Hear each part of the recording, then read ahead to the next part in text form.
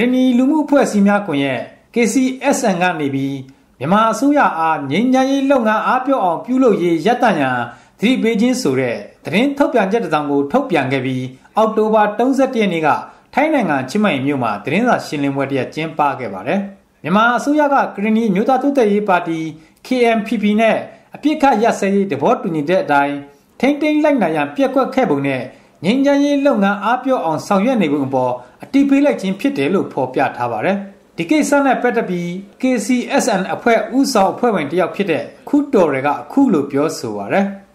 အပြစ်ခရဲ့ဆဲရေးမှတစ်စစ်ဟိုဆွေးနွေးကြတဲ့နောက်ဆုံးနိုင်ငံရေးတနိုင်ငံလုံးအတွက်အဖြစ်ထွက်နိုင်ဖို့အတွက်ကိုအဲ့လိုဖြစ်စေချင်တော့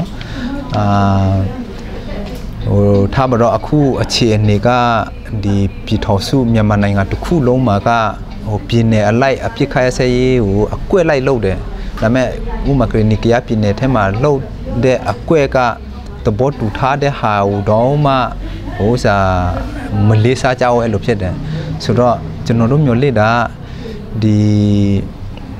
တကွဲလိုက်လှုပ်တဲ့ဟာတွေကိုအကောက်ဆုံးဖြစ်အောင်လှုပ်တဘောတူညီချက်ရထားတဲ့ဟာကိုလည်းကျွန်တော်တို့လေးစားကြမယ်အဲ့ဒီကနေမှတစ်ဖြစ်ဖြစ်ယုံကြည်မှုတွေရလာရင်နောက်ဆုံးနိုင်ငံရေးဟိုစကားပြောတဲ့ကိစ္စတွေပါတယ်အဲ့ဒီအထိထွက်လာမယ်ရောက်လာမယ်ဆိုလို့ရှိရင်နိုင်ငံရေးအဖြစ်ထွက်နိုင်မလားအဲ့လိုလဲတွားစေချေလို့ဒီလိုအားပြောစေတဲ့ဟာကိုကျွန်တော်တို့ထောက်ပြပြီးတော့မှဒီဟာကိုပြုတ်ပြကြဖို့ကျွန်တော်တို့က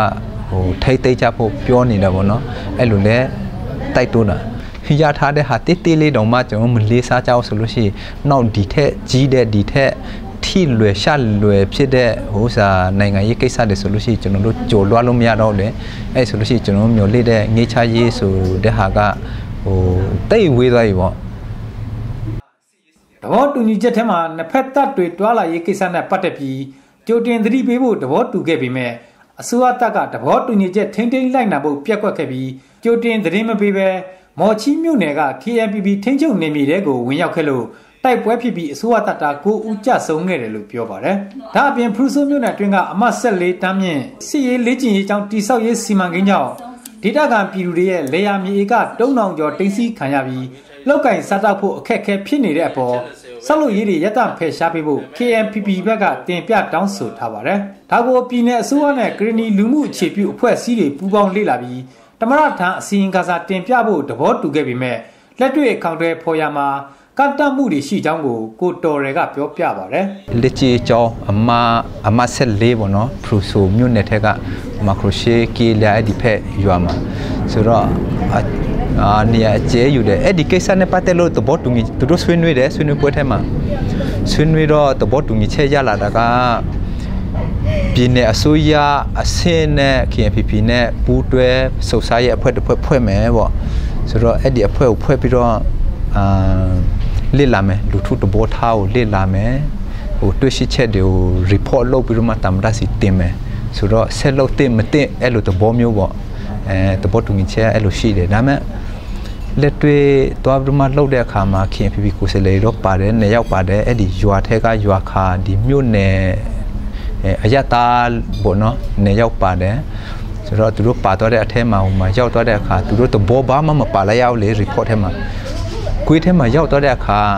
ဟိုတပ်ပုံရိုက်လို့မရဘူးတို့ဘာတို့အဲ့လိုဖြစ်တယ်ဟိုတွားဒီတွားလို့မရဘူးအဲ့လိုဖြစ်တယ်ဆိုတော့ report ပြရေးတဲ့အခါမှာလည်းသူတို့ဘာတော့ဘောမှမပါလိုက်ရဘူးသူတို့အစိုးရလူခါတယ်နဲ့ပဲဒါလှုပ်ထိုးလှုပ်နီးရဟိုဆက်လှုပ်တာဖြစ်တယ်ဒီဟာကိုဆက်လှုပ်ဖို့ဆိုတဲ့တိုက်တိုးတဲ့ report ထွက်လာတယ်ဆိုတော့ KNPP ပြကကွက်တော့ဒီဟာဆက်သွားလို့ဟိုအဲ့ဒါလက်မခါဘူးကကွက်တယ်ကျွန်တော်သဘောတူထားတဲ့ဟာနဲ့ဟိုမတူဘူးပေါ့သဘောတူထားတာအဲ့လိုမဟုတ်ဘူးပေါ့အဲ့လိုပြဖြစ်တယ်အခုလက်ကြီးကြောလဲဆက်ပြီးတော့မှကကွက်ထားတဲ့ကြားကဆက်ပြီးတော့မှလုံနေတယ်တစ်ဆက်ထဲမှာပဲမြန်မာအစိုးရအနေနဲ့သဘောတူညီချက်တိုင်းထိမ့်သိမ့်လိုက်နာဖို့နဲ့တနိုင်ငံလုံးအပြစ်ခတ်ရပ်စဲရေးကြီးညာဖို့အပါအဝင်တနိုင်ငံလုံးငြိမ်းချမ်းရေးဆွေးနွေးမှုအများဆုံးပြုလုပ်ဖို့ကိုလည်း KCSN အဖွဲ့ကတိုက်တွန်းတောင်းဆိုတာကြောင့်ပါခင်ဗျာ